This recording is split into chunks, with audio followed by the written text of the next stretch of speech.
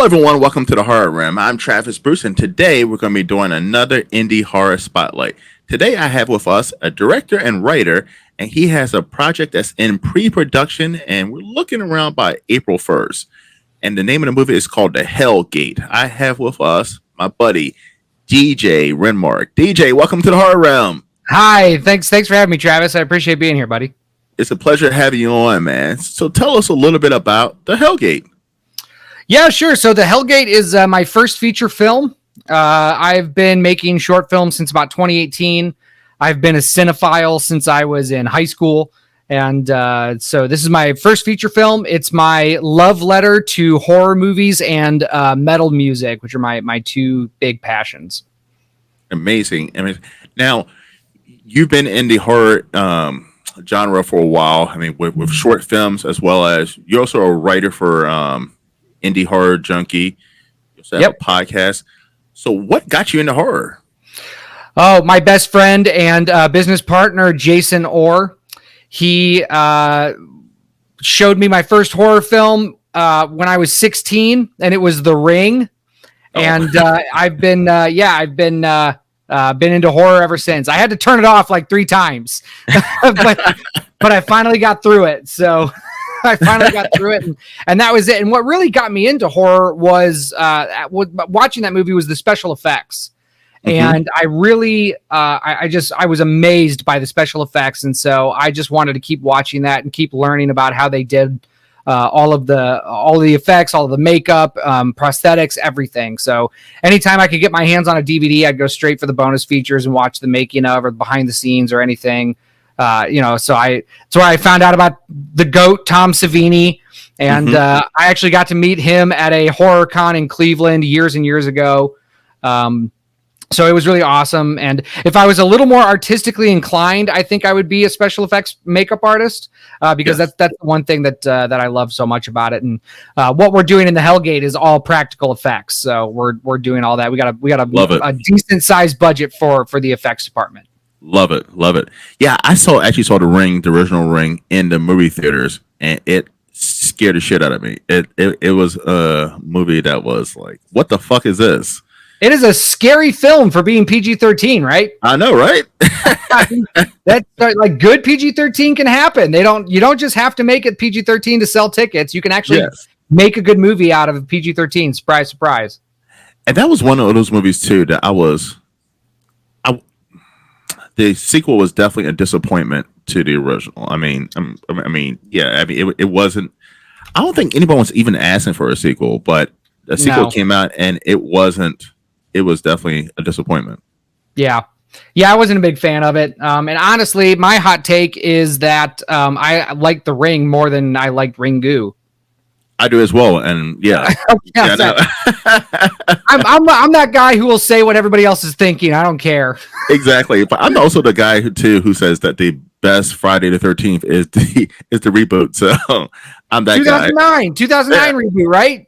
Yes. Yeah, and it's got one of the best lines in cinema too. You know what that is? Which was it? It's when the dude and the girl are having sex.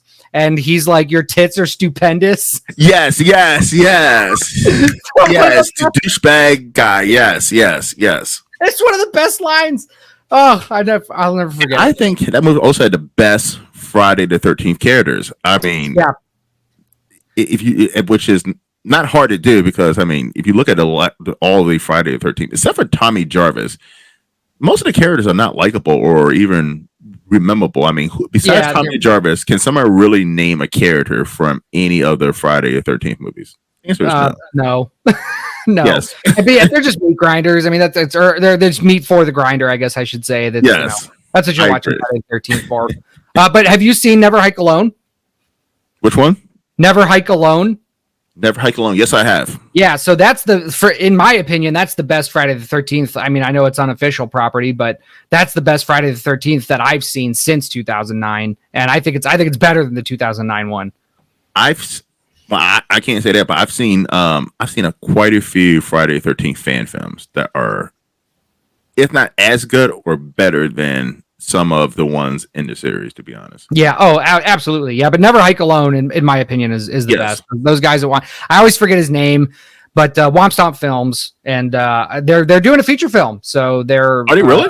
Oh yeah. They had a Indiegogo or GoFundMe, one of the crowdsourcing, and they funded a lot. Like I want to say they I don't want to misquote it. I don't know how much money they made, but they made a lot, over $100,000 Nice. to make their feature fan film. So like, and I can't wait because I think the property, I think Jason is in good hands. I think the story's in good hands, and the guy who wrote and directed the short film also played Jason. So.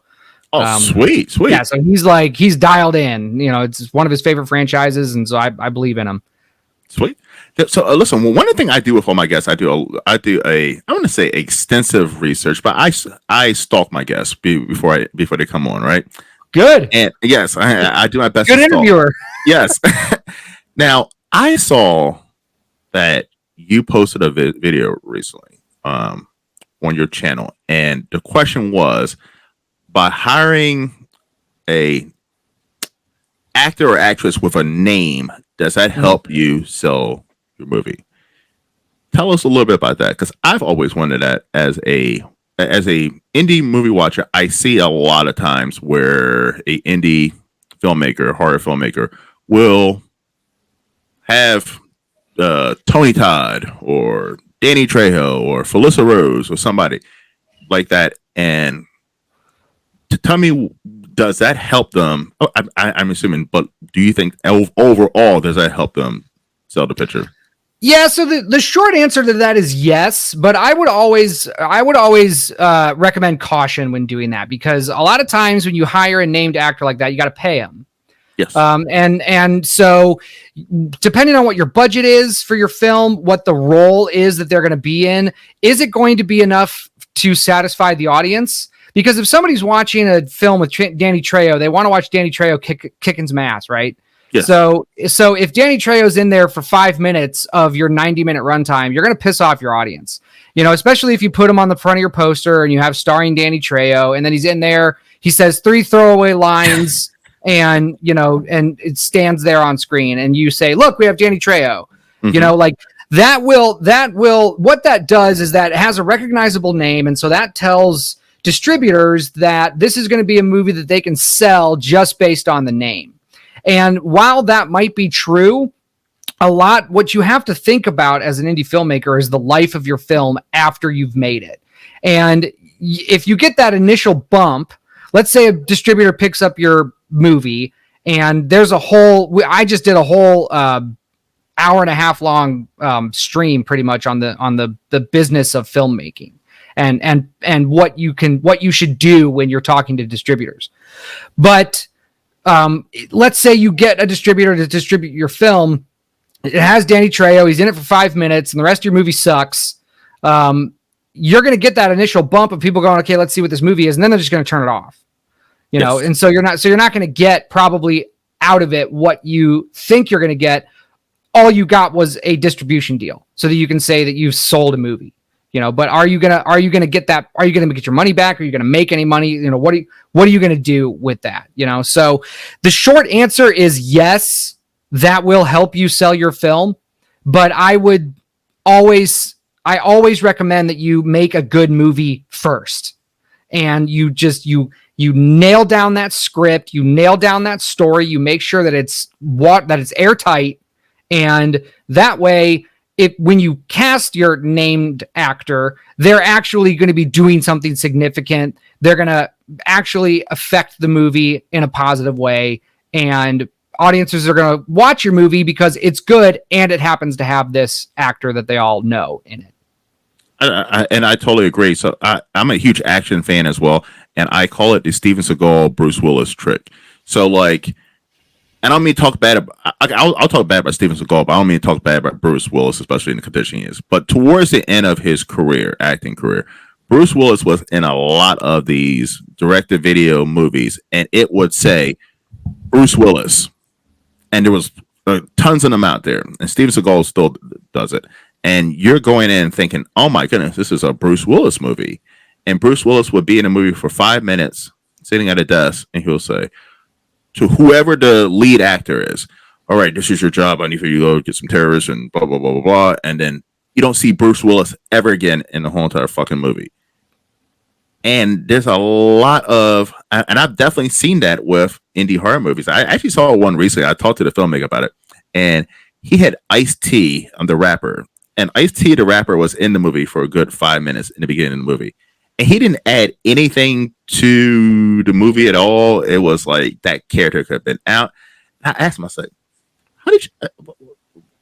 How were you able to get Ice-T? Like, what was it about? He said, "Oh, we had some extra money, and we were like, Ice-T was in the area, and we could get Ice-T, so we got Ice-T, and we just made it." And I was like, oh, "Okay." I'm like, "That's kind of interesting. Like, why would you waste the money just to get Ice-T in it for 5 minutes, and he's not going to add to the movie?" Right. Like, what else could that money have been spent on? You know, you probably could have paid your other actors better, you know, or you probably could have used that money to help market your film more. You know, because that's you know the afterlife of a movie, right? After you make your movie, now it has an afterlife. You have to market it. Yes. You know, a lot of distributors won't, and that's because a lot of filmmakers won't ask the question if there's a marketing budget for their movie with their with their distributor. They'll just assume that the distribution company is going to market it, and 9 times out of 10 they won't. You have to, Yeah. And it's not a cheap thing to do. You know, so you have to be strategic. You have to have a good line producer, and you have to you really have to make a business plan with your movie. You really do. There's the two words in the film business are film and business. Yes. And a lot of us filmmakers, we're just like, well, I just want to make my movie. I have a great story that I want to tell. You know, it's going to be great, and then I'm going to let the bean counters, deal with the rest of it. They're not going to, because they don't care about your movie like you do. All they care about is can your movie make them money. Yes. And so, and that's it. And so, you know, we can get into other, distribution things, but yeah, if you have money to pay Ice-T to be in your film for 5 minutes, I would definitely take a look at your budget and say, okay, well, where else can this money maybe go further? Take the film further. Yes.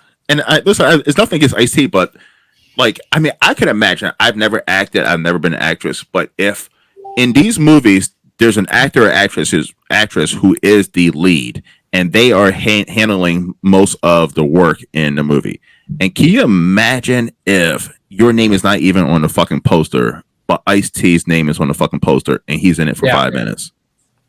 Like, that's some bullshit.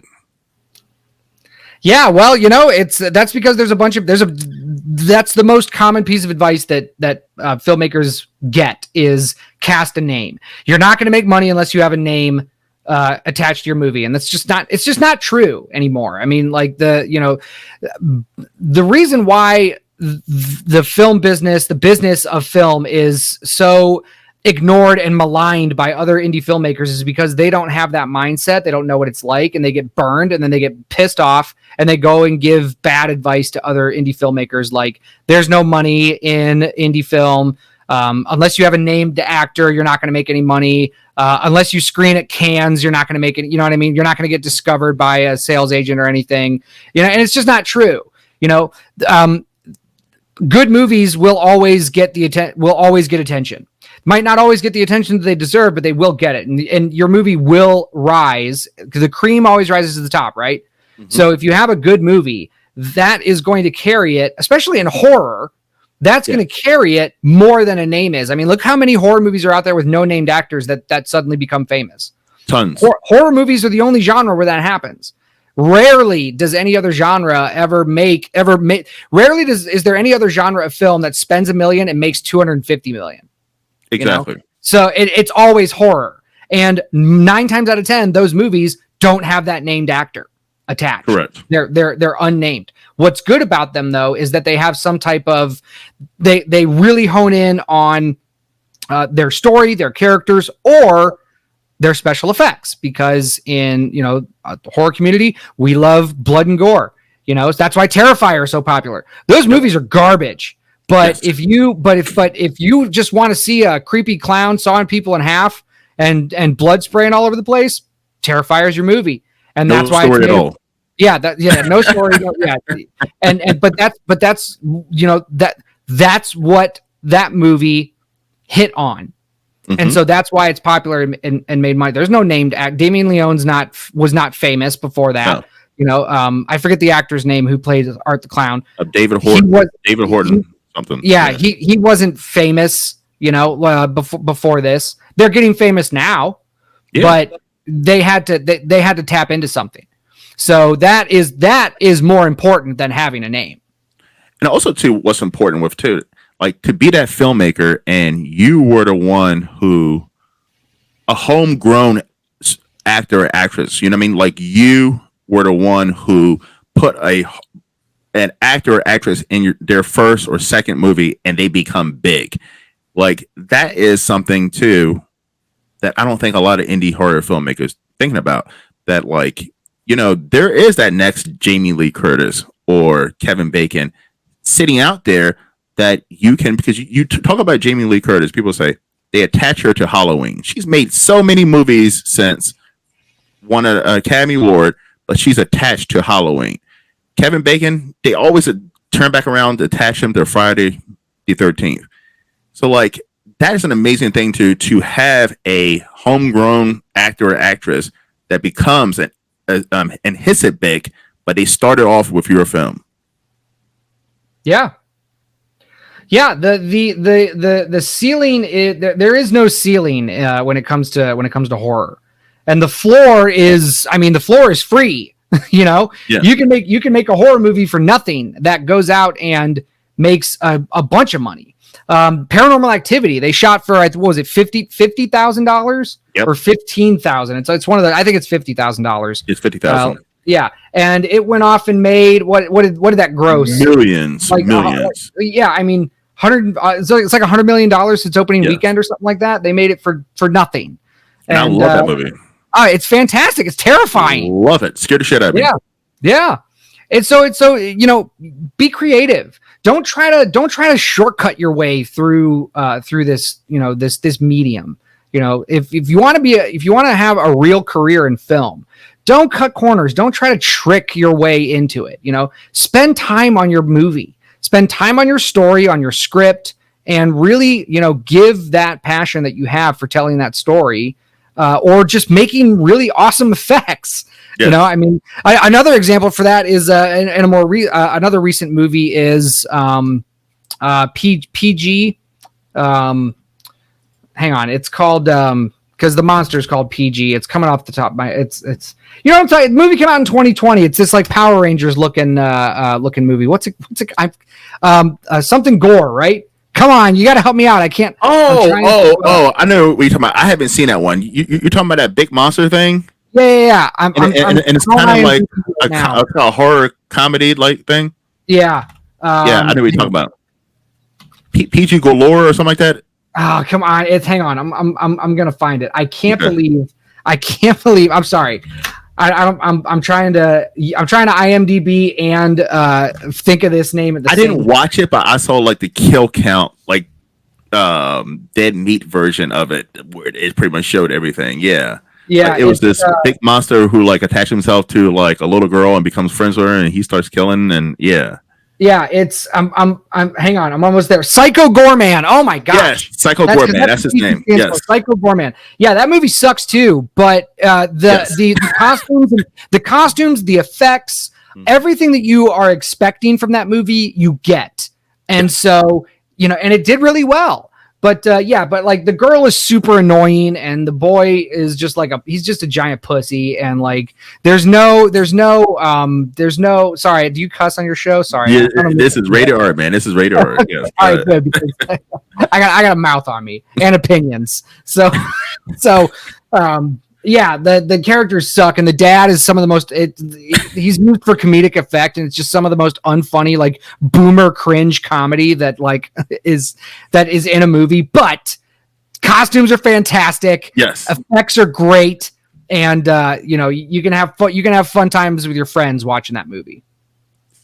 All right, sorry, but those kinds of movies, you know, they will be successful. Exactly. All right, so I'm gonna shoot over to another topic that I've as you know, I follow a lot of the indie horror groups, and like I'm new in this. I'm not a filmmaker, but I follow, and I'm just as a fan and audience, I've noticed something. And I have a marketing background, so I have a marketing mind. All right. So the question I have, as an indie filmmaker, you cast actors and actresses, correct? Isn't don't they have a responsibility to also help promote your movie? Because so you see in Hollywood, right? You see Quentin Tarantino. He hires Brad Pitt to be in his movie. Brad Pitt, from 30 days before that movie is released to 30 days after that movie is released, is promoting that movie. He's promoting like it's his own fucking movie. Well, He's that's not. probably because he's also a producer on it. Okay, well, listen, not Brad Pitt, somebody else, anybody, right? That like Right. it's built in their contract that they have to promote this movie. They cannot talk about their next movie with Martin Scorsese while in that window. But I see when it comes to indie horror, the actors and actress do not promote the movies that they're a part. They jump from movie to starting. Hey, I got this role in Dog Man, and then 2 weeks later, hey, I'm about to start filming Smith Man. Don't you think as a filmmaker, like I mean, like anybody who's on your team, whether it be crew, actors, actresses, they would want to get as many views on this movie as possible because it benefits everyone. Yes.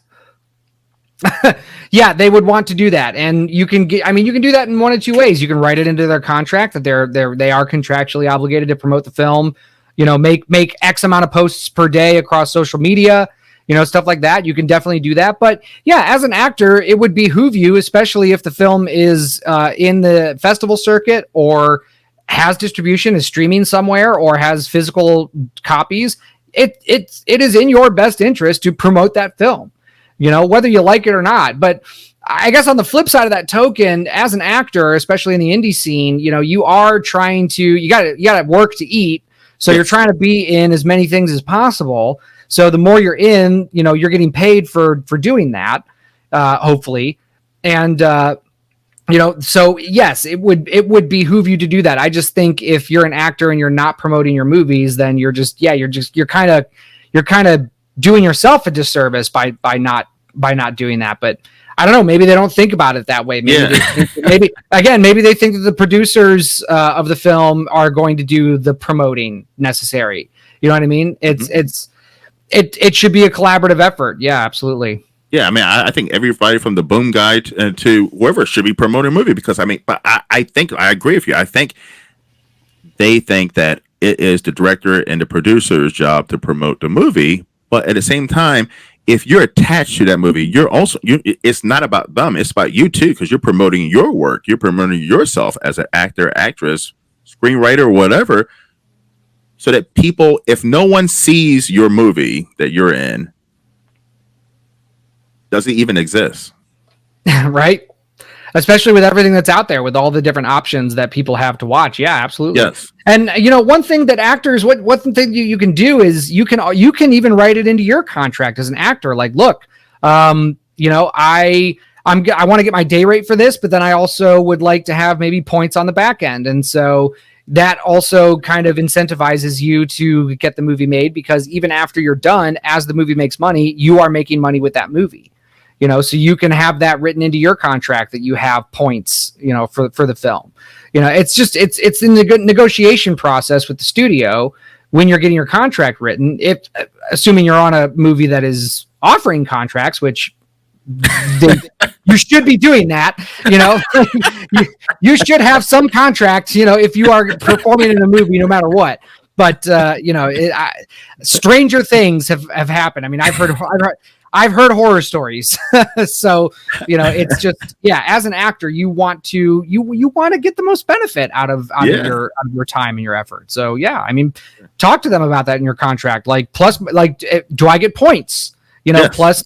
plus my day rate. You know, do I get that? And if they say no, just be like, well, I think I should have them. And, you know, because I'm going to also be promoting this film and, you know, taking time out of my day to go to film festivals with you guys to, you know, as the film screens, to be part of the, you know, especially if you have a lead role, you know, people want to see you as the actor. I mean, I'm not going to say they don't want to see the director, but they probably want to see more than the director, right? Mm-hmm. So yeah, I mean, it definitely behooves you to promote your film and try to make some money off of it.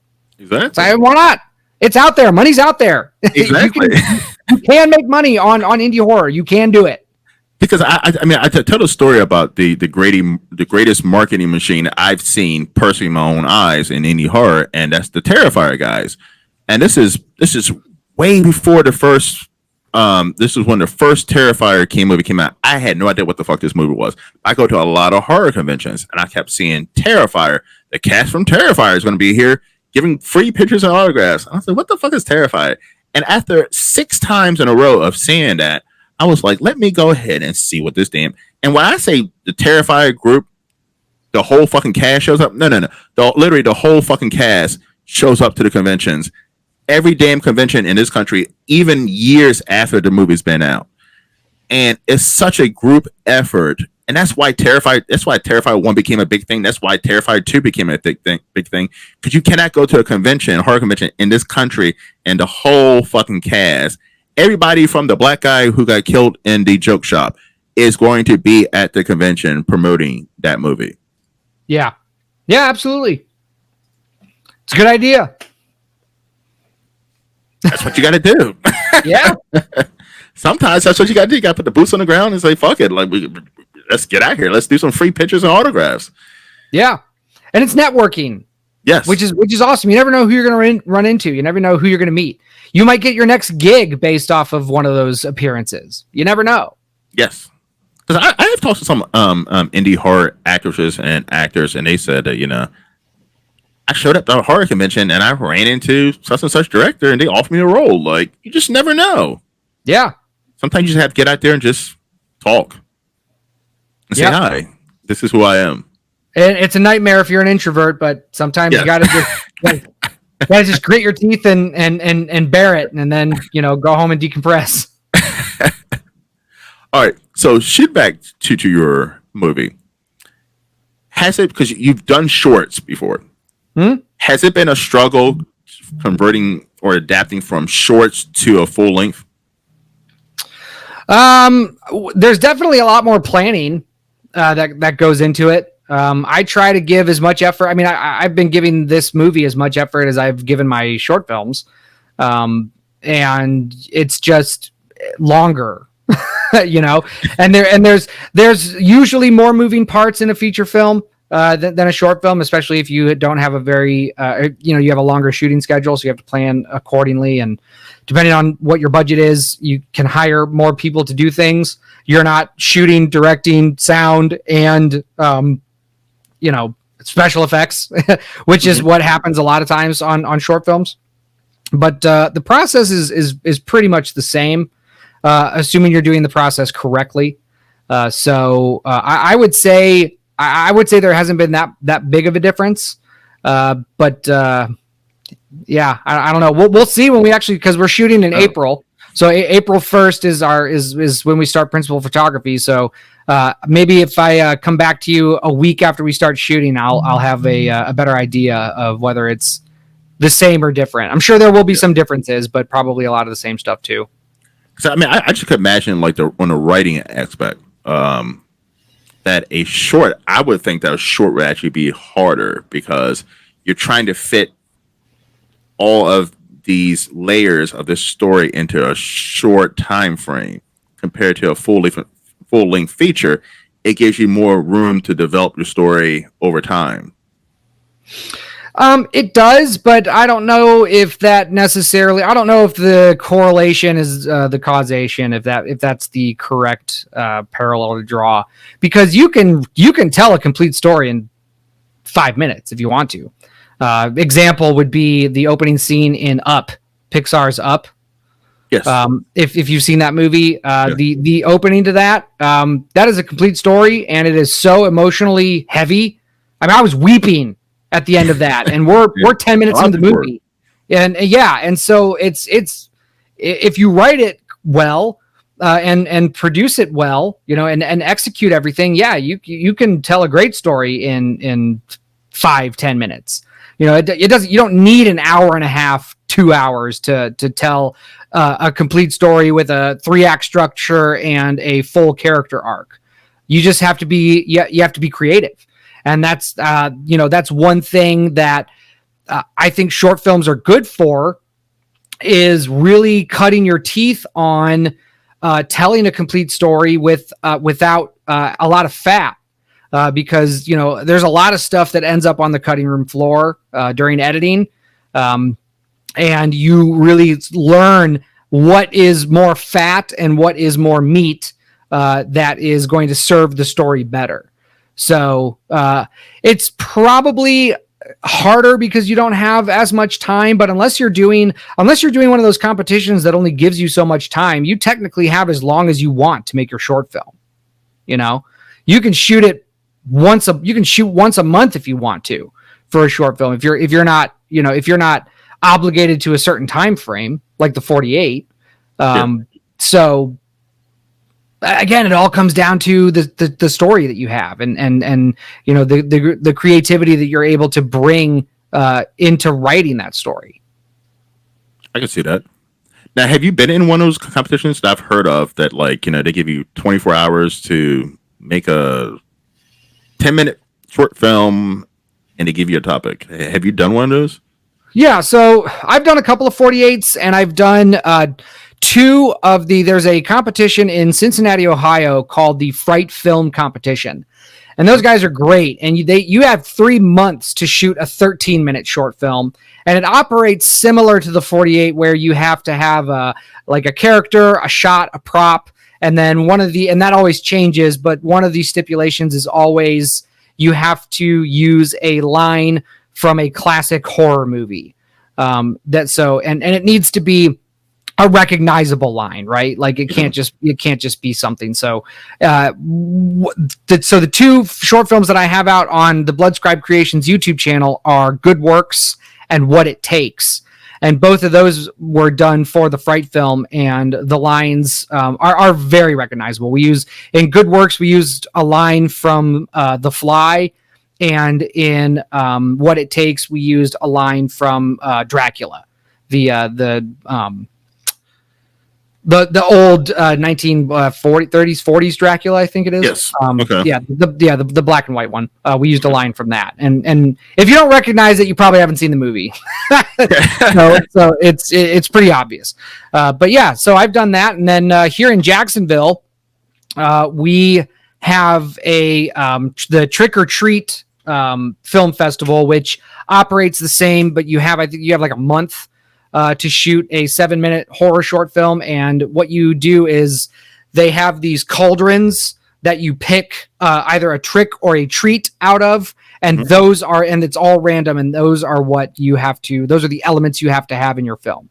So, they can either help or hurt your story in some way. And you can, one of the co-hosts of Hookah and Horror, my podcast, Bethany, she got some of the worst for hers last year. I mean, it was just an awful combination, but she made it. She ended up making a good film out of it. So she did a good job. But they I would not wish what she picked on anybody. But if you ever get in one again, I would like you for the line to be, "Wow, you have stupendous tits." I would. I would like that. Okay, I will make a mental note of that, and if I ever have a line that I have to use, if we do the Fright Film again and we have to have that line, then I'll find a way to put it in there. That should be easy. Just for me. Sure, yeah. You'll know exactly why it's in there. DJ, where can everyone find you, my friend? Yeah, you can find me on Bloodscribe Creations, just all over there on YouTube. It's Bloodscribe Creations, Instagram, Facebook, all just Bloodscribe Creations, and that's where I am. You'll see our little feather logo or the skeleton writing in the book. That's this guy. So you see that. That's thank you. That's Bloodscribe Creations. That's where you can find me. Awesome. One last question. Yeah. How much do you think Danny Trejo or Ice-T, what do you think their charges for them to show up 5 minutes and say their line. I couldn't even begin to guess. If anything, I would say if anything, especially Danny Trejo, because Danny Trejo is the guy, he will do anything. Yes, he really will. Yes. He'll do anything. So I would assume like whatever the SAG minimum is, he'll probably do it. Ice-T might want a little bit more. I don't know. But I think if you look up what the SAG minimum is, you could probably get Danny for that. Interesting. So anyone who would like Danny Trejo for 5 minutes, definitely look at the SAG minimum. Yeah. See, I think I would pay for Danny Trejo for 5 minutes. Yeah, some people might. That's why they say, to get a named actor, because there are some people out there that are just they're fans of the actor and they'll watch anything that they're in. And so, so it's not bad advice. It's just I would say that there's probably something in your movie, especially if you're a first-time filmmaker, there's probably better things to concentrate on first, and making sure that you just have a solid movie.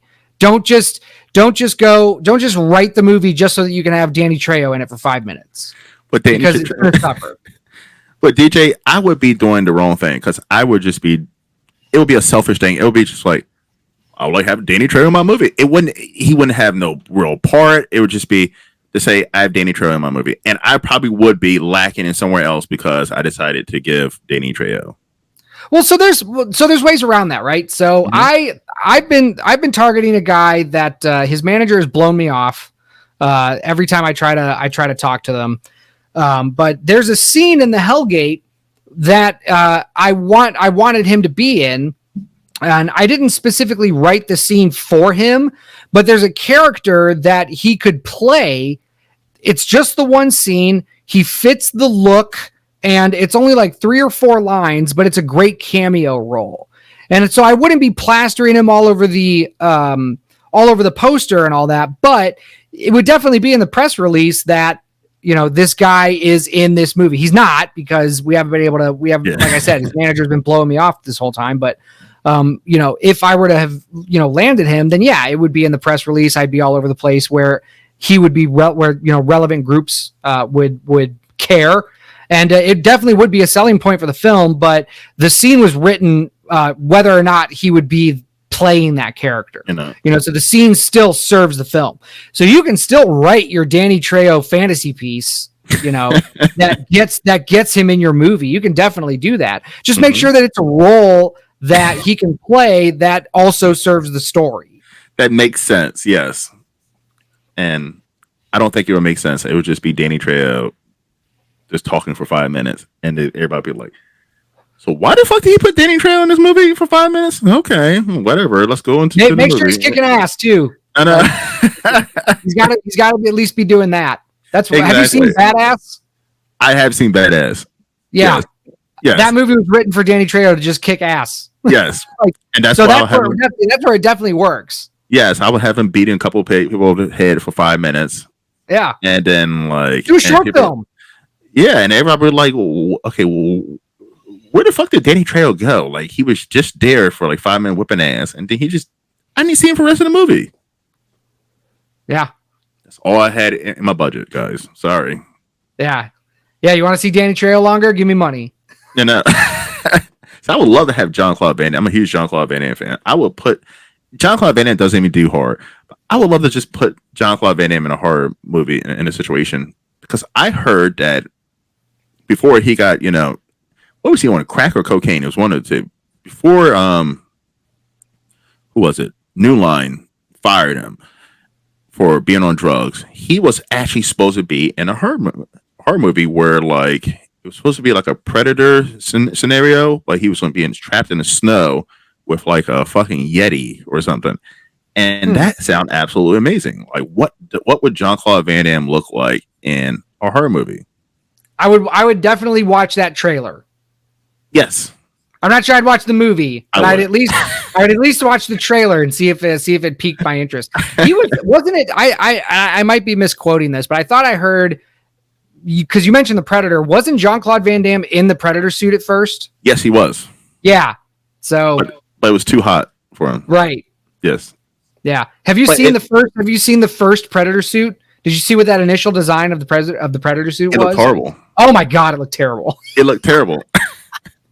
But in this Thank movie, God for whoever stepped in and corrected that. I know, but thank God for John-Claude Van Damme. This damn thing's too fucking hot. But like no, but he would have been fighting a Yeti. Can you imagine that? Yes, it would probably been terrible. John-Claude Van Damme doing the kicks against a fucking Yeti in the snow. Like that sounds amazing. There are certain things that you can get away with, and the ridiculousness of that is probably enough to sell a film. I don't know. It's it wouldn't be. It's not my brand. It's not my brand. But I'm sure. I mean, you'd watch it. I would totally watch it. I would the totally audience watch it. is out there, and horror fans, God bless them. They're so forgiving. Yes, they are. So forgiving of movies, and that's that's just what makes our community just so awesome. Is the fact that you can literally just go, "Here's my piece of shit. I hope you like it," and a lot of people will. So like, we really will because. But also, it's not for forgiving. We're also curious, and I think other fans are not curious. We're just curious, like, what the fuck is this? Zombie eating crackheads or something? Like, we're like, what is this? Let me at least give it 5 minutes, and then an hour and a half goes by, and you don't watch the whole entire fucking movie. Yeah, like Street Trash or Brain Damage, or movies like that. All of Trauma Films catalog. Yes. Absolutely. And I love Trauma. I mean, like I love Trauma, Full Moon, all that shit. Yeah, Lloyd Kaufman that's a guy that I gotta meet before he dies. Yes. And I mean, I would, because I could spend hours with that guy just picking his brain. I mean, like what he's done for the horror genre and for exploitation horror is just, I mean, it's unmatched. Exactly. Talk about, and he's an OG anti-Hollywood dude, and so that's another reason to love him. Is because he shits on Hollywood a lot, so that's good. Him and Christopher Bann for Full Moon. I mean, they were the OGs when it comes to indie horror. I mean, I remember going to the video stores and pulling Demonic Toys and Puppet Master and they had great and Trauma High, crazy fucking shit. All of their VHS covers and DVD covers are the ones that you remember walking by and seeing in the horror section. Absolutely. Yes, it's something crazy on the fucking cover. You're like, what the fuck is this? I'm like, and but that's what I like about Tubi indie horror movies. Like they have, I definitely think some of them spend more money and effort in the actual poster than they do in production. Oh, absolutely. Yes. Yeah. And that's a smart thing. That's a smart thing to do, is because it's the initial look that people are going to get. And there's you get a lot of bad posters out there that are also very misleading. I was just complaining about this on Hookah and Horror, about posters that they definitely promise you something you're not going to get in that movie. Exactly. And it's just like, man, so I always thumbs down those movies because it's like, you did not deliver on what your poster promised. But it got me to click on the movie, so maybe they got my, whatever the contractual obligation, like they got the 5 cents for the click or something like that. I mean, it's probably not even that high, but whatever it is for the click, they got it because of that poster. So, and that's the 1980s and 1990s video store. It was like you rented a horror movie based off the fucking cover, and you get it home, and it might be a stinker. But guess what? You done pay your $4 or $5 to rent it, right. And what are you gonna do about it? Right. But watch it. Yep, just watch it. See what you can get out of it. Exactly. That's an old school trick. Yep. Listen, everyone, please check out my man DJ at Bloodscribe Creations. Follow him on YouTube as well, and hit that subscribe button. DJ, yes. It helps. And share the video. Share. By the way, most people don't like. Yes, the subscribe is amazing, right? Yes, definitely subscribe. But that like button, just hitting that fucking like button, it does something in the YouTube algorithm, and it fucking promotes the individual's video so other people can gladly see it. So take 2 seconds and just, if you don't want to hit the subscribe button, at least hit that fucking like button. I mean, it means a lot. And comment, even if it's just hi. Yes. Like just comments on videos like that we put out. I mean, like it's what that does for indie filmmakers is better than even a like. Just leaving a comment and showing that you were there and engaging, because that's what we want to do. It doesn't even have to be a great comment. It could say, Travis, I hate your channel, or Travis, you right. Friday the Because 13th, 2009 is your favorite. What? Like, let's not, it don't have to be, but don't call me an asshole or anything, but it doesn't even have to, you can say, hey, I don't trust your opinion in horror movies because you just said that Friday the 13th, 2009 is the best Friday the 13th movie. well, at least it's better than Jason Takes Manhattan. By the way, I had someone on recently who said that Jason Takes Manhattan was not only their favorite horror movie, but their favorite Friday the 13th movie. And I was like, they exist. Jason, I'm gonna Jason loves the other part of Bloodscribe. He loves Jason X. He has a lot of fun with that movie. And say again. I can understand Jason X. I can part of me understands Jason X has amazing kills. It really did. It has amazing kills. One. And we all know which one it is. Yes. But the only thing, but the biggest thing with Jason Hell was it was shot so fucking dark. So you don't even know what the fuck is going on half the time. Yeah. Yeah, there's a lot of issues with the Friday the 13th films, especially the later ones. But I mean, my favorite franchise is Nightmare on Elm Street, and 1 and 3 I think are the best. I agree. There's good parts about the rest, except for 6. But like, and then New Nightmare. Is also up there. Yeah. So 1, 3, and 9. I don't know. 1, 3, and New Nightmare are the best Nightmare on Elm Street. Because I mean, like, I'm not going to say that you can't have that many films and have that many home runs and that many films, because you definitely can if you pay attention to what you're doing. But when you have a franchise that lasts that long, you're probably going to have some stinkers in there.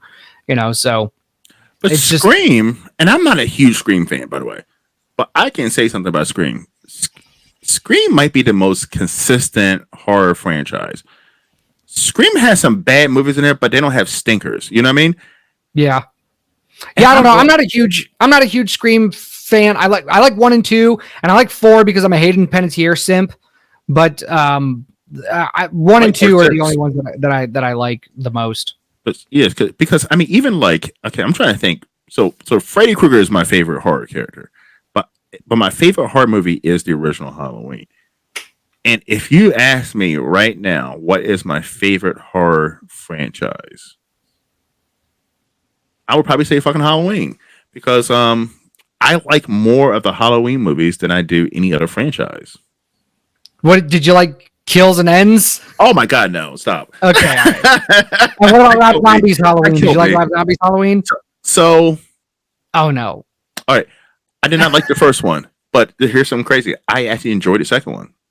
Okay. I actually enjoyed the second one, and I also enjoy it even more after to find out what the Weinsteins, the restrictions and shit they put on Rob Zombie, because he wanted to add more to it, but I love part 1. I like part 2.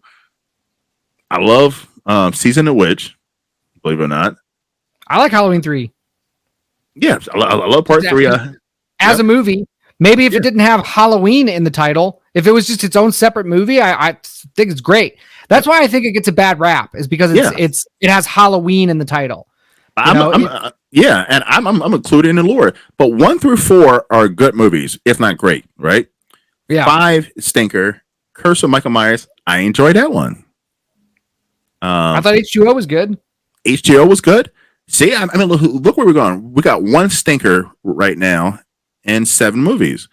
Then you shoot over the Rob Zombie one. The first one. The second one is good. Then you shoot to 2018. I thought it was excellent. 2018 was good. I thought it was good. And then you go to Kills. Kills, on the first watch, I enjoyed it. You watch that movie on the second time or the third time, it's unwatchable. I think a lot of people gaslit themselves into enjoying Kills. I really think a lot of people did. I mean, that's what I did with the Star Wars sequel, the sequel trilogy. I definitely gaslit myself into thinking those were good movies, and then watching them over, it was just like, no, these are trash. I saw Kills in the theater. I was on social media like, oh my god, that was the greatest Halloween movie ever. Whoa!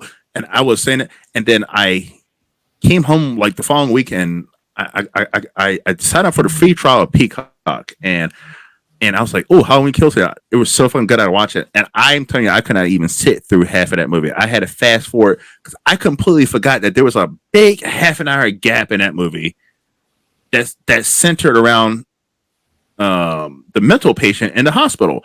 I forgot that there was a big half an hour gap that was centered around that added nothing to the story at all. And it could have completely been cut out, and you wouldn't even missed it. Yeah. So it's impossible to watch that movie all the way through without skipping past that 30 minutes. And we have skipped through 30 minutes of a fucking movie to enjoy it. Is it a great movie? Yeah. You got a problem there. Yes. And ends. Fuck ends. David Gordon Green, man, he's just got to go back to buddy. He's just got to go back to buddy comedies. He can't. Horror's not his thing. 2018, fine, but everything else after that, and Exorcist Believer was just that movie too. Like, my god, oh my god, woo, that was rough. I rejoiced when he dropped out of Deceiver. Not that that's probably going to make that movie any better. No, but I'm not paying it. And see, Believer was so bad. That's done. But Halloween is fucking. You put Halloween up against Nightmare on Elm Street. You put it against Friday the 13th. Halloween wins. They're the big three. Yeah, they really are. You can go in circles and never decide which of those is the best. Because you're gonna have your fans. Yeah, but yeah, I mean they're the big three. Like Metallica, Anthrax, and Megadeth. They're the big three. Exactly. Like because if you said, "Well, I'm gonna put Candyman in it," there's more bad movies in the Candyman series than good movies. I've only watched Candyman 1. Nothing about you're the not missing sequels. anything. Yeah, nothing about the one. sequels. Yeah, nothing about the sequels intrigued me. The first one is it's amazing. You're not missing anything. Good. You're not missing anything. Like it is literally the first one. The 2 sequels are horrible, and the reboot thing that it had, that was a piece of shit. Like Candyman is just one movie. Everything else is bad. Yeah. I guess if you toss Chucky into the mix, like Chucky has some pretty good movies. Yeah, again, the first one is watchable. I'm not a Child's Play fan, despite just helping Rick shoot his fan film, but that was just because Rick's my buddy. And it was just something to do that seemed fun. But I've just never been a real Child's Play fan. And I tried watching the remake, the 2019 remake. Oh, that's not good. Yeah, that's not good. And I was like, man, I just can't. I can't do it. I don't know. Hellraiser is another series that has. I mean, 1 and 2 I think are the best. It's 1 and 2, and 3 is okay. Everything else is. Well, no, the reboot. I think the reboot is better than part 1 and part 2.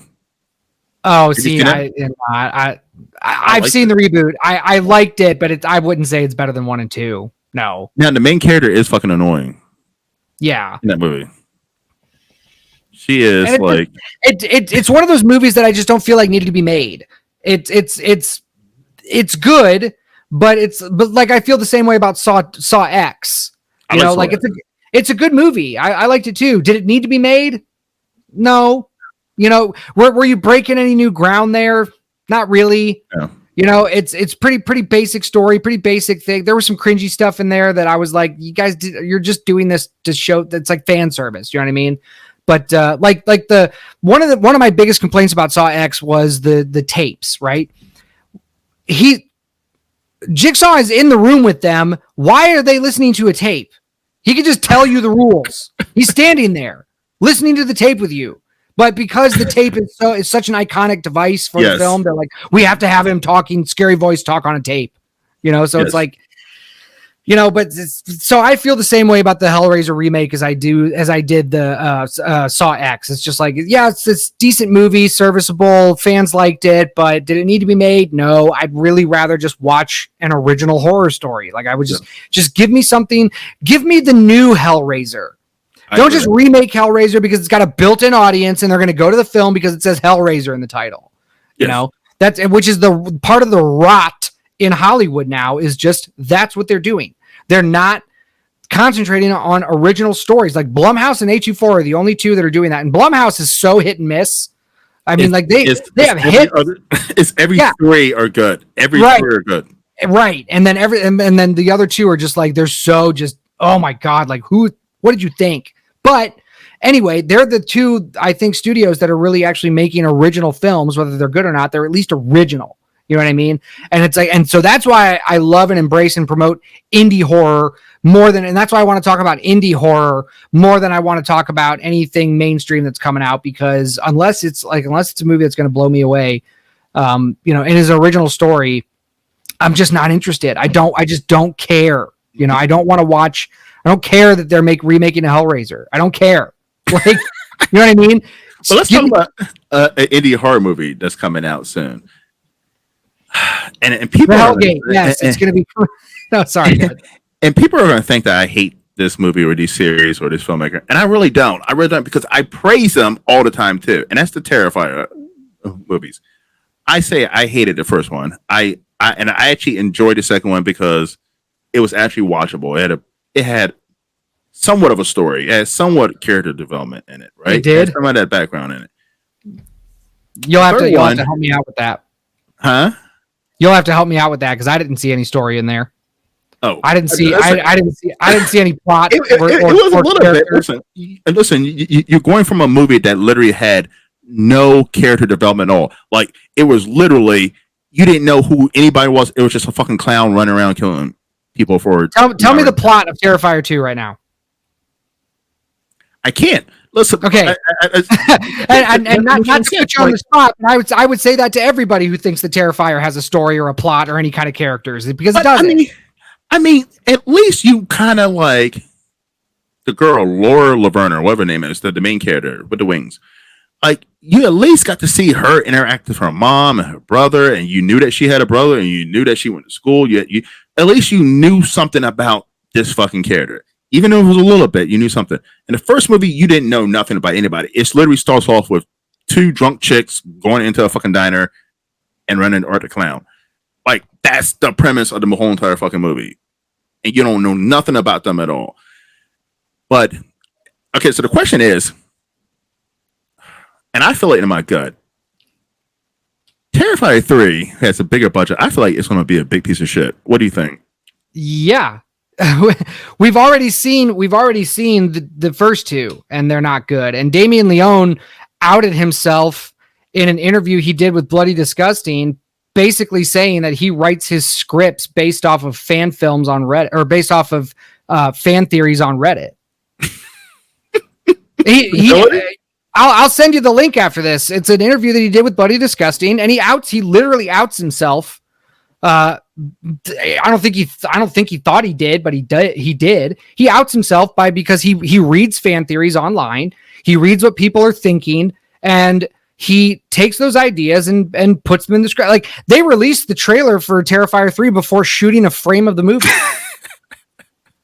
So he can release that trailer and then go to all of the fan theories and go, oh yeah, that's exactly what I was thinking. Yeah, that's what the movie's going to be about. So I would say, whatever the story is, if there is one in Terrifier 3, I would just go to Reddit right now, find fan theories on Terrifier 3, and just see how they line up.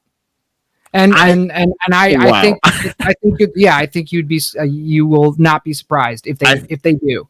I think it's going to be with the whole Christmas theme thing. Apparently, it just sounds like a big walking piece of shit. And listen, I'm probably never going to have this guy on my show now because I'm saying this, but I cannot see that movie being any better than Terrifier 2. I don't see. So here's the olive. Go ahead. But here's the crazy thing. I don't think it's going to end the series either. I think you're going to know less by the end of Terrifier 3 than you did in Terrifier 2. I think they are going to milk this motherfucker out until the fucking very end.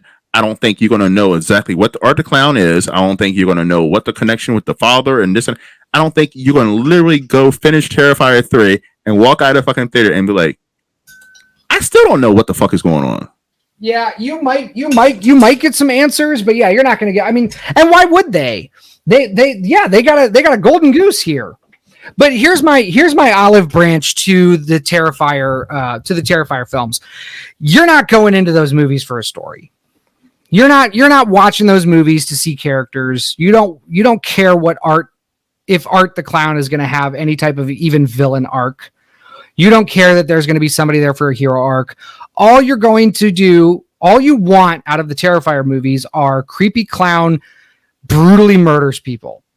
And if you get creepy clown brutally murders people, you're going to be satisfied. If that's your expectation going into it. The problem that I have with the Terrifier films is that their fans keep trying to argue that they're good movies. That's what I'm about to say. Like, the Terrifier fans drive me fucking nuts because they will say that the Terrifier movies are the greatest horror movies ever made and blah, blah, blah. And it's untrue. It's not true. It's not true. They're not even close to being the greatest horror movies ever made. Because you can have good movies and you can have good movies and you can have bad movies. You can have good movies that you enjoy and you can have bad movies that you enjoy.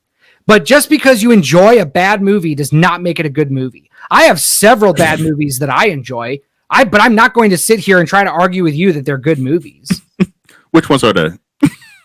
Oh, well, I mean, any of the Trauma films, Blood Gnome. If you've ever seen Blood Gnome, I have not. That's Blood Gnome. Okay, I'm gonna terrible, awful movie. Not good. But I get a kick out of watching them. Okay. So those movies, Street Trash. I got a kick out of Street Trash. Terrible movies, like not good. But that's okay. They don't have to be. You know, that's and this is where a lot of people I think get the whole art is subjective, film, movies are subjective. That's where I think people kind of get that they don't understand what they're saying. Art, people's opinions of art are subjective, right? You have a different opinion on a piece of art than I do, and that's where the subjectivity comes into it. What's not subjective is if it's good or not. What can we compare it to? Because if we go into this whole like everything is relative, then nothing's good, right? Exactly. Halloween is not a good movie if everything's relative. The Thing, not a good movie. The Exorcist, not a good movie. Are you going to sit here with a straight face and tell me those things? No, you're not. You're going to get laughed out of a room because there's something there that that you can tell what is good. Now, I don't know yet what those objective, measurable parameters are for what makes a good movie, but they exist. I know one of them is time. So if a film lasts throughout time, then that is one way that you can say this is a good movie. But it's more than just that. That can be, you can have a movie that lasts throughout time. I mean, The Room is probably going to last throughout time, 100%.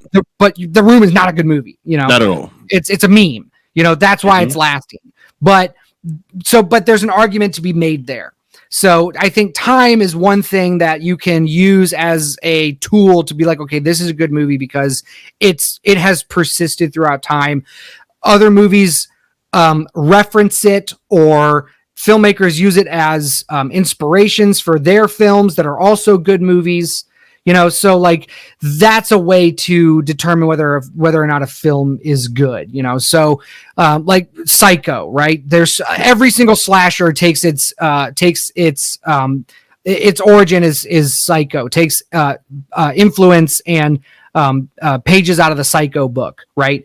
Alfred Hitchcock. So you can make an argument that if Psycho was a bad movie, we would not be getting Halloween. We would not be getting Friday the 13th. We would not get Black Christmas. We wouldn't get any of these movies if Psycho was not a good movie, if it wasn't such an influential piece on horror filmmakers. So that is so there's definitely, and I talk about this a lot. There is something that you can actively measure what is a good movie. And it's something that we as horror fans should be talking and arguing about. Yes. I would love for somebody, maybe they're out there, I would love for somebody to come up to me and actually take me through Terrifier and show me why it's a good movie. What is good about this, about this movie? Other than what we can see on screen, which is bloody kills and good special effects. And Art the Clown, and here I'm going to give some more praise to the Terrifier films. Art the Clown is a very charismatic villain. He really is. He's fun up to there. watch. He's Yeah, up there. you know, so that is something that they have, but they're not good movies. These are just No. little pieces that are like, this is fun, this is interesting, but that's not a good movie make. But what's crazy is I convinced myself that part 2 had a story, and you just asked me what the story is about, and I couldn't even fucking tell you. Yeah. And I can tell you exactly what happened in the movie, but there's no fucking story. Yeah, there's no plot. There's no plot. Yeah. That's the same question that I ask Star Wars sequel fans. It's like, tell me the plot of Force Awakens. Tell me the plot. What is the plot of Force Awakens? What's the plot of The Last Jedi? What's the plot of Rise of Palpatine? Oh, I mean Skywalker. You know what I mean? Like, what are the plots of these films? You can't tell me because they don't exist. They're not there. Yep. And so that's the first question that I always ask somebody that wants to make an argument. Like, what is a good movie? If a movie is good, you should at least be able to tell me what the plot is, right? Yes. Like, that should be the basic thing that you can tell me is what the plot of the film is. Yes. So I don't know. But that's why I asked you, because maybe you were here to tell me what Terrifier 2 was good. And I didn't have it. If, by the way, comment, put in the comments, by the way, if you could tell us what the plot of Terrifier 2 is. Let's see if someone can actually do that. Yeah. And then I'll be in there and I'll argue with you why that's not a plot. But we're definitely, listen, people are saying, oh, Terrifier 3 is going to be the last one. I don't think so. I don't think so. Why would it be? No, I know it's not. We're going to get by 6 more Terrifiers. We're probably going to get to Terrifier 6. And then, because people are going to be dead with it after a while. And then we're going to get a spinoff with the Pale Girl from part 2. She's going to get her own little spinoff. And then they're going to beat us over the head with the Terrifier movies. And then that's when people are going to finally say, oh boy, those Terrifier movies weren't that good. Maybe. You think so? I think you're on the right track. I think they're definitely going to make them until people stop watching them. But the problem is people are always going to watch trash. I mean, like Poo, Blood and Honey made $5 million on $100,000 budget. And yeah, I hate that fucking movie. That movie's fucking made $5 million, and that's all some people need. Mm-hmm. That's the lesson that a lot of filmmakers are going to get from that is, well, we don't have to worry. We don't have to write anything good. We don't have to actually make a good movie. All we have to do is take some childhood memory that people love and pervert it in some way, or just put the mask on somebody and have them kill people, and we'll make millions of dollars. And and that makes me weep for creativity. But what are you going to do? Exactly. I've had some indie filmmakers who use, Winnie the Pooh, Blood and Honey made $5 million. I'm like, holy shit, that's not the movie that you want to be comparing your indie horror movie to. Yes, it made $5 million, but that is not the way that movie made $5 million. Is not the way you want to make $5 million with your fucking movie. You should be comparing your movie to Paranormal Activity or Blair Witch, not Winnie the Pooh, huh? Or Saw. You should not want to compare your movie to Skinamarink or Winnie the Pooh. Right. Yeah. But that's why we have these 2 Steamboat Willie horror movies coming out. Because they knew as soon as Steamboat Willie hit public domain that they were going to be able to release these pieces of shit and make millions of dollars off of it, because horror fans, God bless them, are going to go watch it. Yes, they are. And they will love it. And they'll love it. Yeah. And I'm not shitting on fans. I will never do that. I'm not going to shit on the audience, but it's like maybe, guys, let's have a little more discretion, please. Or maybe I don't know. Because audiences, cash is king, right? In our business. I mean, and you should please your fans. You should be making movies that, are going to please your fans, but we need to get better as fans. I felt so dirty and stupid watching that Winnie the Pooh movie, because I saw that in the theaters and it was like a Phantom event. So it was more expensive than a normal fucking movie ticket. You know what I mean? It was I think I spent like fucking $18-$20 for a fucking movie ticket to see this shitty ass movie. I'm like, you know what? I'm supporting an indie fucking film, and I'm sitting there watching it, and I just felt real dumb 20 minutes into it. I was like, oh, okay, this is literally some hillbilly movie with somebody just wearing a fucking Winnie the Pooh and Piglet mask. This is not. This is has nothing to do with the lore of Winnie the Pooh at all. Like, Right. what the fuck? I'm like, oh, this is a fucking cash grab. I was like, oh, they done suckered everybody in his fucking theater. Yeah.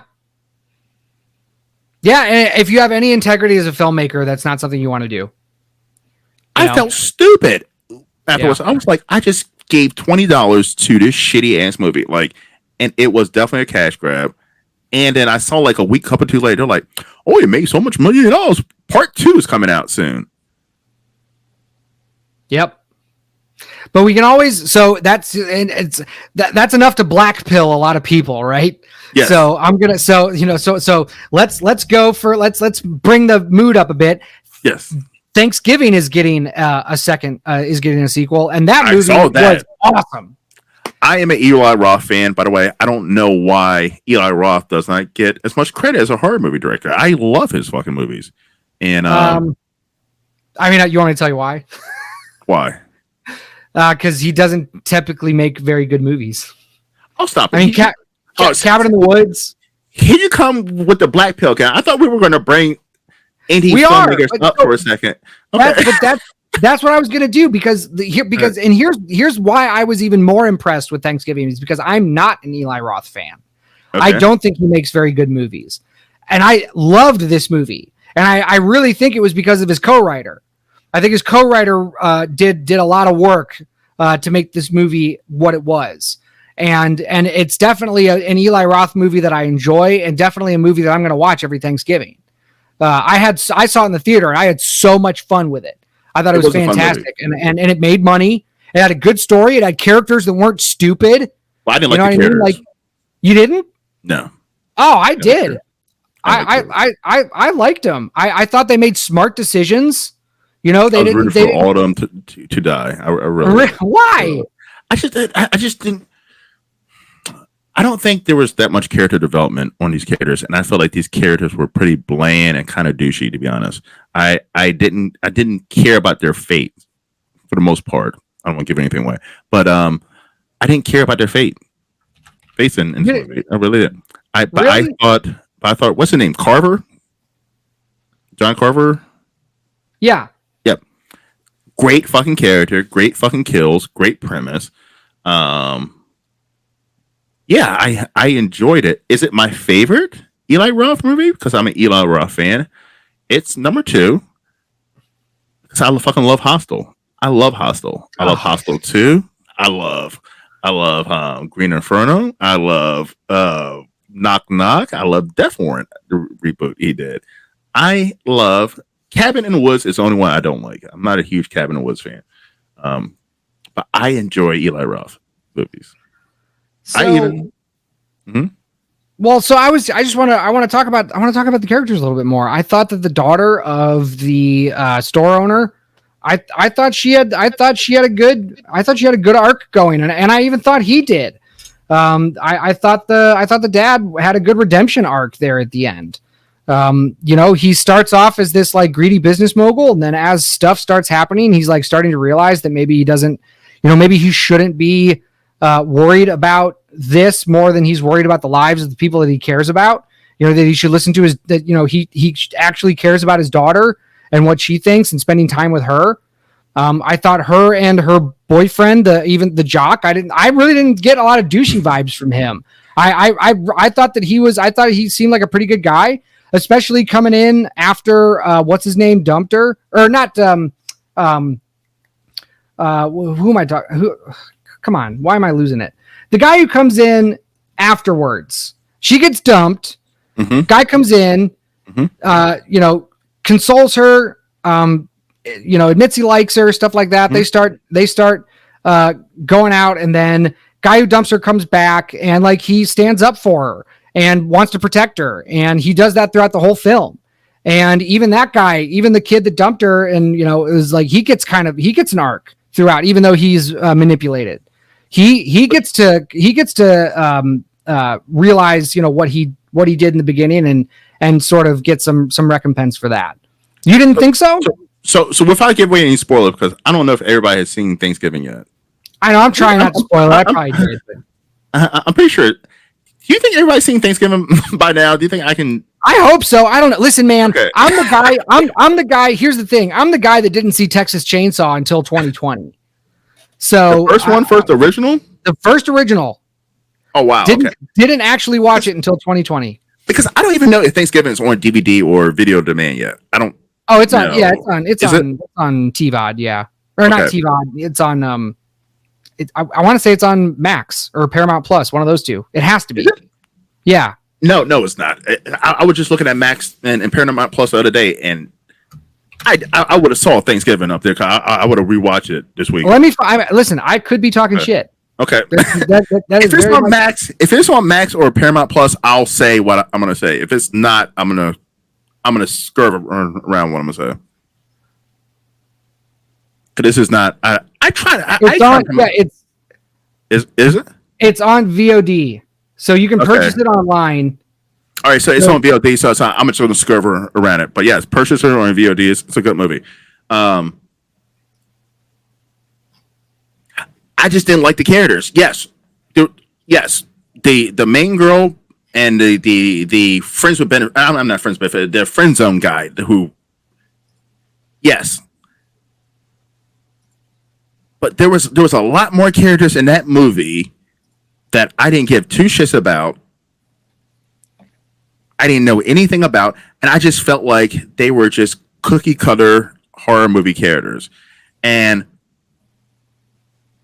They were, but they were definitely more than just two-dimensional meat for the grinder. I mean, like I said, there was a bunch of times that they could have made stupid decisions and they didn't. They were very smart people. Yes, they actually thought about what was going on. But I'm saying I didn't feel anything towards them. You know what I mean? As a movie watcher, I didn't feel, and like. Maybe by being an Eli Roth fan, and maybe, listen, this is the reason you probably like it, because it's different than the way Eli Roth does the movie. Eli Roth definitely, to me, puts a lot more. You kind of get to know the characters a little bit. You know what I mean? You get to know a little bit about the characters. He does spend a little time into the character development. Now, and some people don't like that, and I get it. And like in my older age, I guess, I'm only 41. I need to know a little bit about the characters. Like, I can't do the meat and the meat grinder aspect. I can do it every once in a while, but like if I'm watching, especially if I'm going to a theater and seeing a big budget horror movie,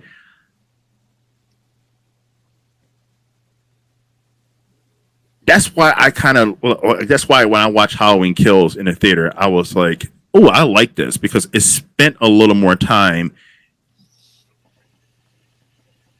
Looking back at it, spent way too much time, but it spent much more time to see the relationship between Lori and whatever the police officer. I forgot his fucking name. What was it, Harper or something like that? Yeah. Harper's from Stranger Things. But like it gave you more. You got to see these characters. You got to see how whatchamacallit interact with her boyfriend. Thanksgiving is almost it's a decent. It's a great horror movie, but I cannot put it above Hostel. Hostel. I'd put it way above Hostel. Really? Hostel is your quintessential torture porn. Yes, it's the only torture porn that I like. You're just watching people get tore up because people want to pay money. You feel bad for them. You do? I felt bad for every single one of those characters. Do you know the crazy thing about it? Watching Terrifier, I do not feel bad for any of those characters. It's weird.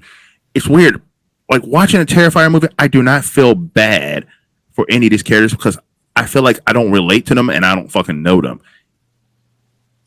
The I only mean, you feel character. bad because people are being tortured and killed. Like, if you don't feel bad about that, I guess with a certain sense of suspension of disbelief, whatever. Like you understand you're watching a horror movie. If you don't feel bad that people are getting tortured and killed, there's probably something wrong with you, right? Terrifier? So, no, the Hostel. Oh no, no. But I'm just saying, so Hostel originated. So listen, this is probably maybe I like Hostel so much because Hostel, I like a horror movie that like puts me in a situation that I could have fucking been in, and I traveled a lot. I mean, a lot of fucking different countries, right? Horny young guy, and like, what scared the shit about me about that movie was I'm like, fuck, that could have been me. I could have been any one of those characters in the Hostel movie. Yeah. And that fucking scared the shit out of me. Like, that as a guy running around with his dick, like any fucking movie where, like, a horny guy gets fucking killed. I'm like, fuck. And especially in the 20s, that fucking scared me. And I felt bad for those characters because they were young, stupid dudes. Like, even like the Asian girls who got the fucking eyeball popped out, they didn't fucking deserve that fucking shit. Like, but I watch a movie like Terrifier, right? And I do not care two shits about the characters. It's like, and I don't know if it's because I don't fucking know. Like, I don't know if they're because they're unlikable characters in that movie. Like, I felt bad for the black guy in Terrifier 2, not because he's just because of a black guy, but I felt bad because he was trying to defend the main chick. The girl, yeah. Yes. And then she walks out and he fucking gets horribly murdered, right? He was the only character in that movie that was actually doing something honorable and fucking died because of it. Everybody else was just fucking around, being stupid. Woo! Fuck you, Art Clown, and fucking died.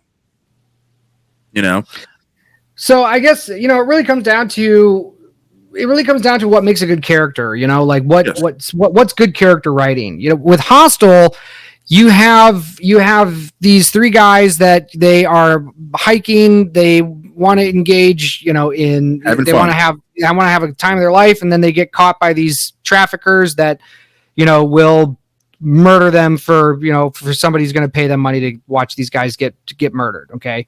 Which is something I think actually happens. Probably. But so what you have to do then is you have to show these guys as characters, like what are their, do they have any skills? Like what are their motivation at this time is to get out and survive. So how are you going to do that? What do they have any skills that they can use to help escape or fight back, whether it's it's their wit or their strength or whatever, like what can they do? And then do they make decisions based off of what we've already seen them, how we've already seen them act, which is what I think they did well in Thanksgiving is we see these characters, we see how they are, we see the decisions that they make, and then they are consistent throughout the movie doing these things and making the decisions that they make and how they treat certain situations based on their wants and needs and their motivations, and if they have any fears, like what are they afraid of and how does that motivate them?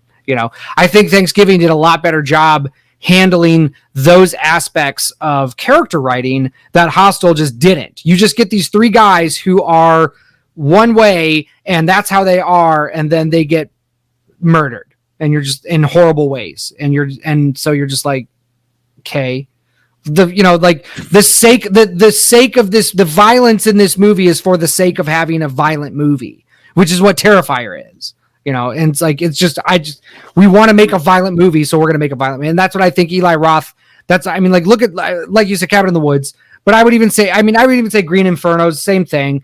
Green Inferno probably has a little bit better character development. I saw it once, didn't like it, but like, it's literally just like, how disgusting can we make this? Oh, and it is a disgusting movie. But yes, listen, Green Inferno is the disgusting movie. If I was ranking my number 5, but you look at a movie like Knock Knock that he did with Keanu Reeves. I don't know if you've seen that one. I didn't see that one.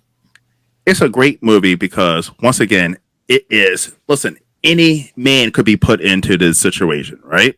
not me, but any man could be put in a situation where you're home alone, your wife and kids go on vacation or whatever. It don't even have to be that. You could just be home by yourself and someone knocks on the door and it's raining and it's two attractive women saying, hey, our car broke down, blah, blah, blah, blah. Now, see, me, I don't answer the door for strangers at all. Like, I'm just not answering the door. But I could see how that could happen. And you let these women in, waiting for a AAA, being a nice, guy, and they fucking drug you and start having sex with you and then tie you up. I could see how that could happen. And you feel bad for Keanu Reeves' character.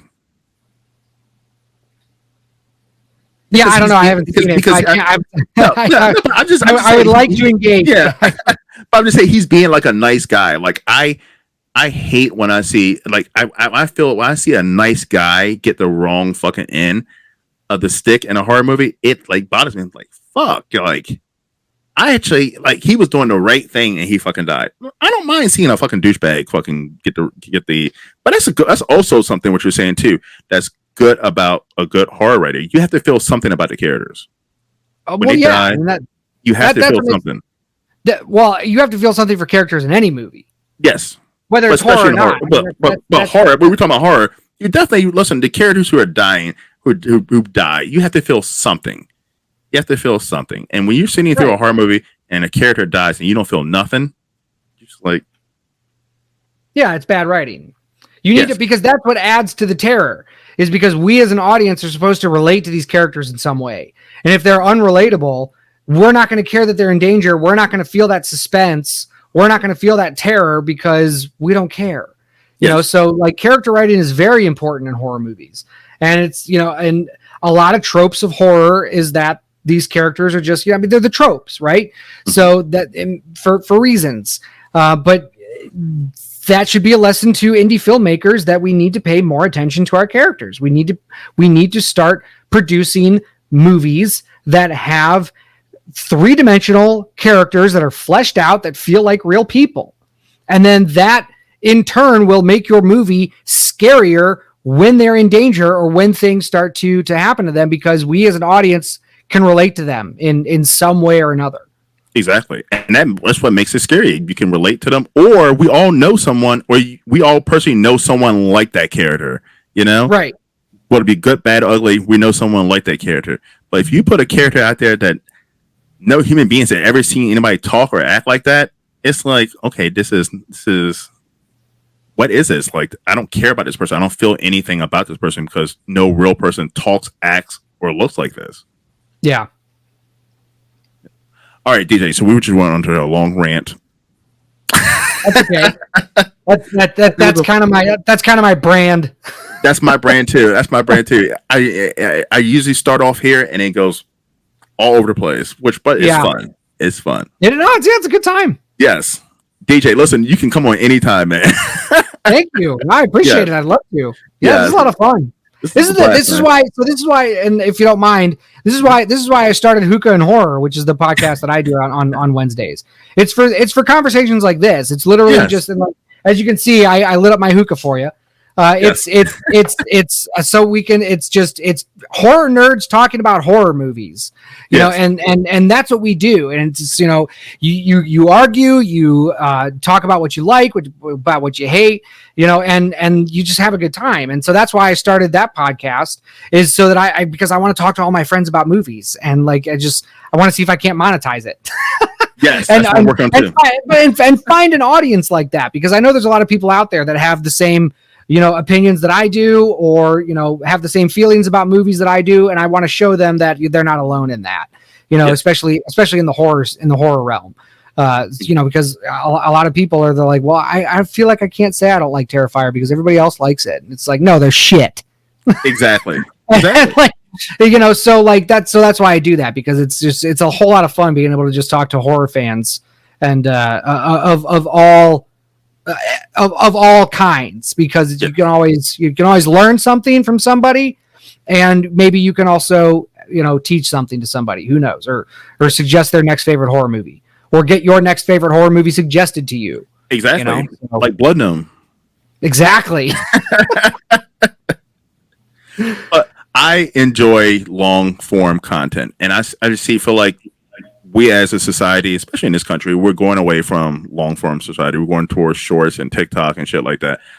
I am still a fan of long form podcasts, YouTube channels, all that good stuff because it's fun. Well, you might like hookah and horror then. Listen, I already know I'm a fan of hookah and horror. All right, good, yeah. And yeah, man, and we'll have you on the show if you want. Listen, I would absolutely love to come on the show. Let's arrange that, and I would definitely be on. Yeah, absolutely, man. But definitely show up. You should definitely show up in the chat and talk to us. It's definitely long form. We go for at least 2 hours. I'm definitely going to jump on, and we're going to talk about my love of Eli Roth films. That'd be a great topic. DJ, it's been a blast to have you on, man. Anytime, Thanks, man. buddy. Anytime. And I will be on Hookah and Horror. So Great. Let me know when. Yeah, looking forward to it. Every Wednesday at 7 p.m. That's when we stream. All right, well, we're going to line up a Wednesday. I'm going to be listening to you guys this Wednesday. So in 2 days. I'll be commenting, yes. All right. Yeah. All right. Well, everyone, thank you for coming to the Horror Room. I'm Travis Bruce. I'll see you guys next time. Take care.